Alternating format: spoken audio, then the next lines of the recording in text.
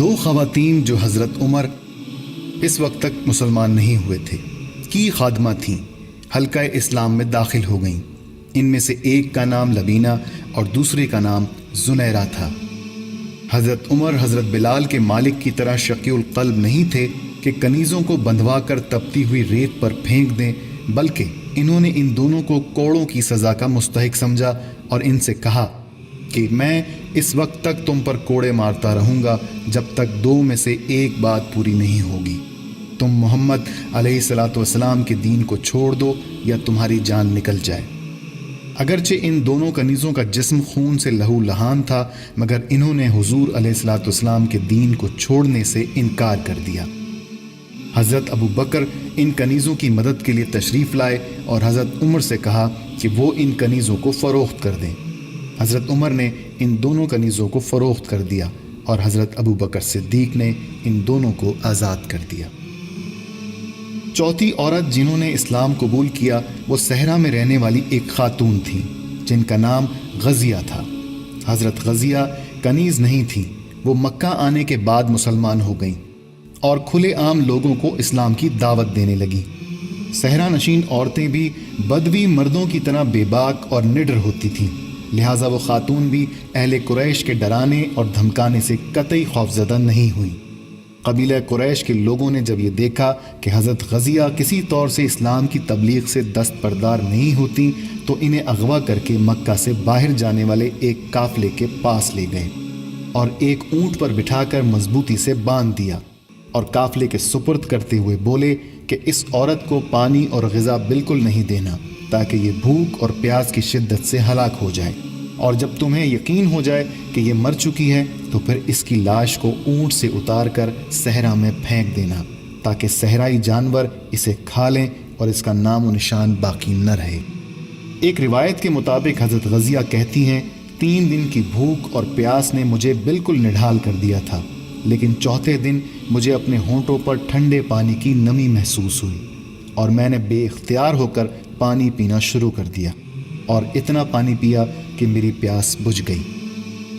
اگلے دن قافلے والوں نے جو تصور کر رہے تھے کہ میں بھوک اور پیاس کی شدت سے ہلاک ہو چکی ہوں، جب مجھے حشاش بشاش دیکھا تو انہیں حیرت ہوئی، اور جب میں نے گزشتہ رات کا واقعہ سنایا تو وہ اپنے کیے پر نادم ہوئے اور انہوں نے میری رسیاں کھول دیں اور مجھ سے بڑی عزت اور احترام کے ساتھ پیش آئے۔ کچھ صاحب حیثیت لوگ جن میں حضرت عثمان بن عفان، حضرت عبد الرحمن بن عوف، حضرت سعد بن ابی وقاص اور حضرت طلحہ بن عبید اللہ اور حضرت سعد بن عمرو شامل تھے، جب مسلمان ہو گئے اور مسلمانوں کی تعداد میں اضافہ ہوا تو قریش میں اضطراب کی لہر دوڑ گئی۔ ان 9 مسلموں کا شمار مکہ کے ممتاز لوگوں میں ہوتا تھا۔ حضور علیہ الصلاۃ والسلام خانہ کعبہ جانے کے لیے جب بھی اپنے گھر سے باہر تشریف لاتے تو حضور علیہ الصلاۃ والسلام کی جان خطرے میں ہوتی تھی۔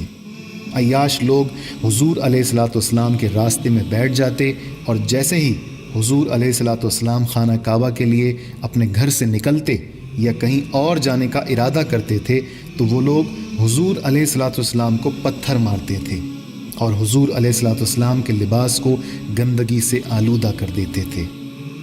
قبیلہ قریش کے لوگ حضور علیہ الصلاۃ والسلام سے دشمنی میں اتنے آگے بڑھ گئے تھے کہ انہوں نے خانہ کعبہ کا احترام بھی پس پشت ڈال دیا تھا۔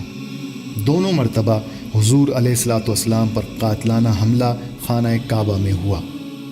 حضور علیہ الصلاۃ والسلام ایک دن خانہ کعبہ سے اپنے گھر تشریف لے جا رہے تھے تو قریش نے اس شدت سے حضور علیہ الصلاۃ والسلام کے اوپر پتھراؤ کیا، حضور علیہ الصلاۃ والسلام شدید زخمی ہونے کے باعث اگلے دن خانہ کعبہ میں نہ آ سکے۔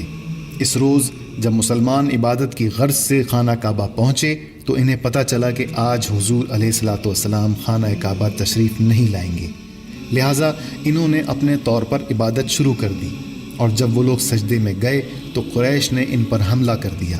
کئی مسلمان شدید زخمی ہو گئے۔ اس واقعے کے بعد قبیلہ قریش کے افراد شب و روز خانہ کعبہ کی نگرانی کرنے لگے تاکہ حضور علیہ الصلاۃ والسلام اور مسلمانوں کو خانہ کعبہ میں داخل ہونے سے روک سکیں۔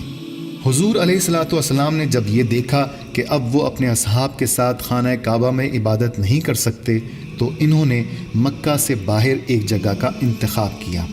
اپنے ساتھیوں کے ہمراہ دن میں 2 بار حضور علیہ الصلوۃ والسلام وہاں نماز قائم کرنے کے لیے تشریف لے جاتے تھے۔ حضور علیہ الصلوۃ والسلام کی مخالفت کرنے والوں میں سے ایک شخص ابو سفیان تھا، جو حضور علیہ الصلوۃ والسلام سے انتہا درجے کی دشمنی رکھتا تھا۔ ابو سفیان کا کہنا تھا، قریش کو حضور علیہ الصلوۃ والسلام سے جو خطرہ لاحق ہے وہ صرف اسی صورت میں ختم ہو سکتا ہے کہ نعوذ باللہ حضور علیہ الصلوۃ والسلام کو قتل کر دیا جائے۔ ایک دن کچھ لوگ ابو جہل کے اکسانے پر حضور علیہ الصلوۃ والسلام کو پتھر مار رہے تھے تو ایک شخص حضرت حمزہ کے پاس پہنچا۔ حضرت حمزہ حضور علیہ الصلوۃ والسلام کے چچا تھے اور مشہور پہلوان تھے۔ آپ اس وقت تک مسلمان نہیں ہوئے تھے۔ حضرت حمزہ شکار سے واپس آ رہے تھے۔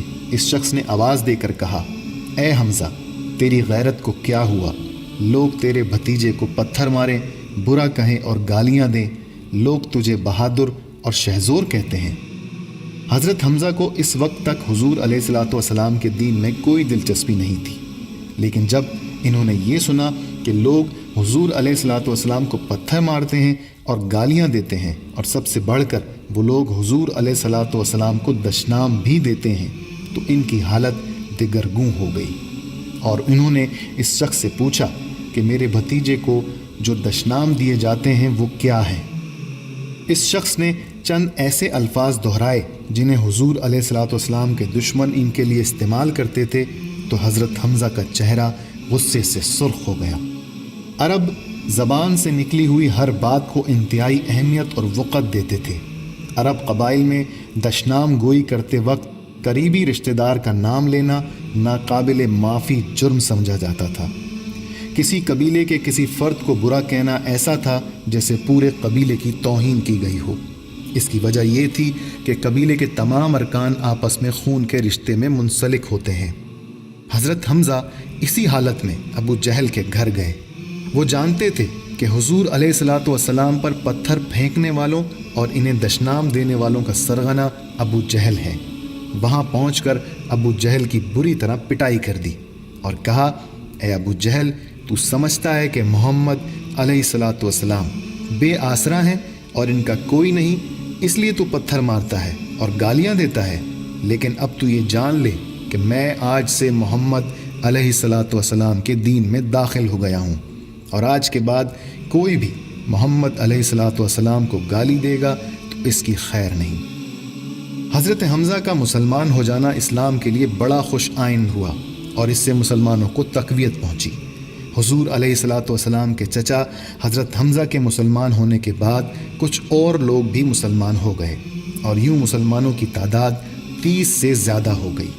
مکہ میں رہنے والے اور خاص طور پر قبیلہ قریش کے افراد اسلام کو پھیلتا دیکھ کر تشویش میں مبتلا ہو گئے، اور انہوں نے دارالندوہ میں جمع ہو کر مشورہ کرنا شروع کر دیا کہ محمد علیہ الصلوۃ والسلام کے دین کو نعوذ باللہ کس طرح ختم کیا جا سکتا ہے، لیکن وہ لوگ مذاکرات سے کوئی خاص نتیجہ اخذ نہ کر سکے۔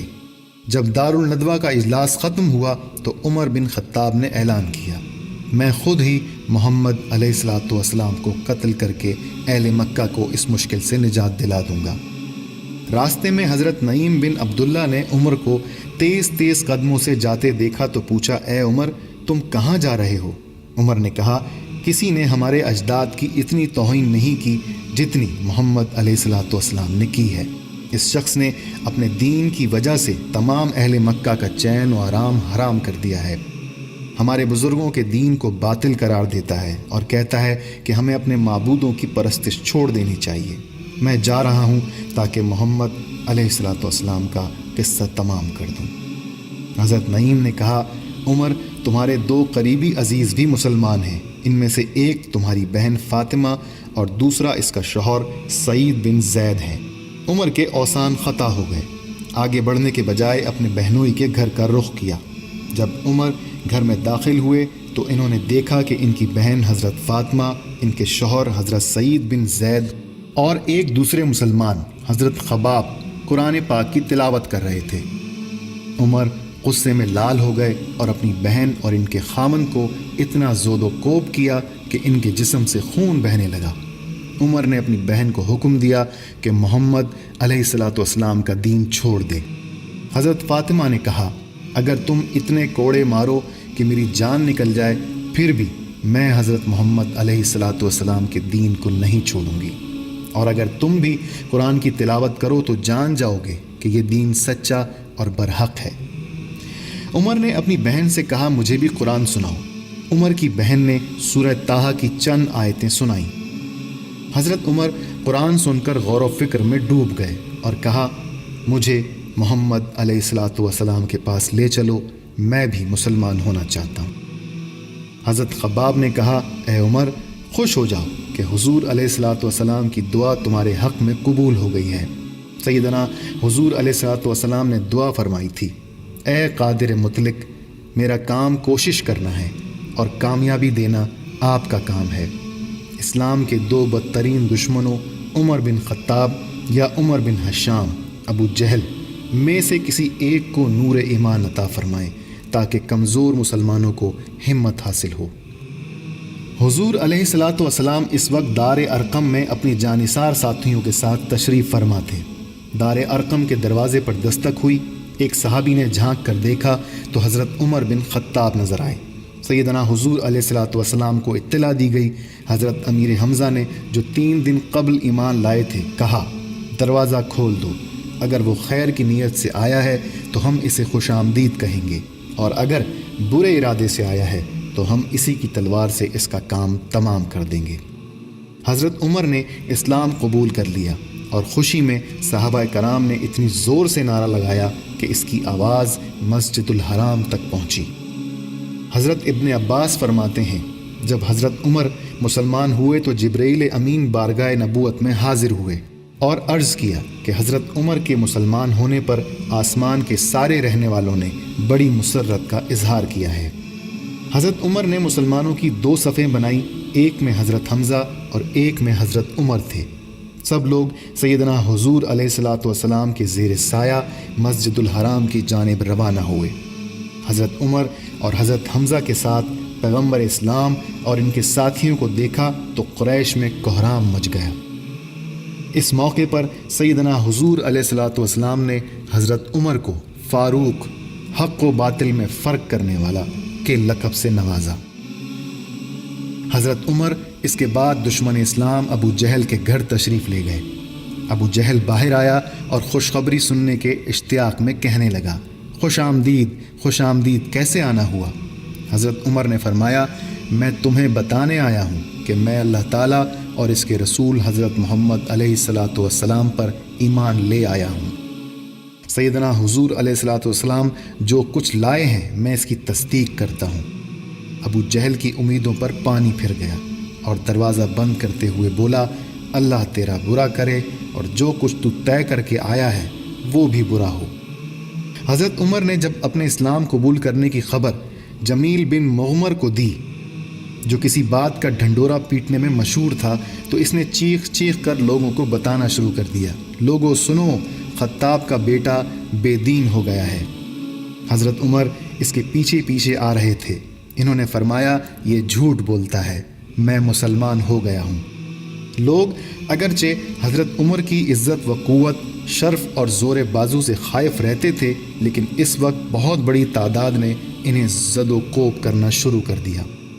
حضرت عمر بھی لوگوں کو مار رہے تھے، یہاں تک کہ سورج سر پر آ گیا اور حضرت عمر تھک کر بیٹھ گئے۔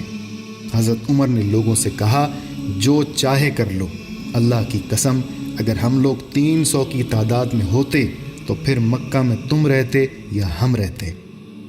حضرت عمر کے خلاف انفرادی طور پر کوئی شخص کچھ کرنے سے گھبراتا تھا۔ وہ جلوس کی شکل میں جمع ہوئے اور حضرت عمر کے گھر پر حملہ کر دیا تاکہ انہیں جان سے مار دیں۔ اس دوران قبیلہ سہم جو حضرت عمر کا حلیف قبیلہ تھا سے تعلق رکھنے والے ابو عمرو عاص بن وائل سہمی آ گئے۔ حضرت عمر نے ان سے اپنے قبول اسلام اور قوم کے دشمن ہو جانے کا تذکرہ کیا۔ ابو عمرو عاص بن وائل یہ سن کر باہر نکلے اور لوگوں کی بھیڑ سے پوچھا کیا ارادہ ہے؟ لوگوں نے کہا خطاب کا بیٹا مطلوب ہے جو بے دین ہو گیا ہے۔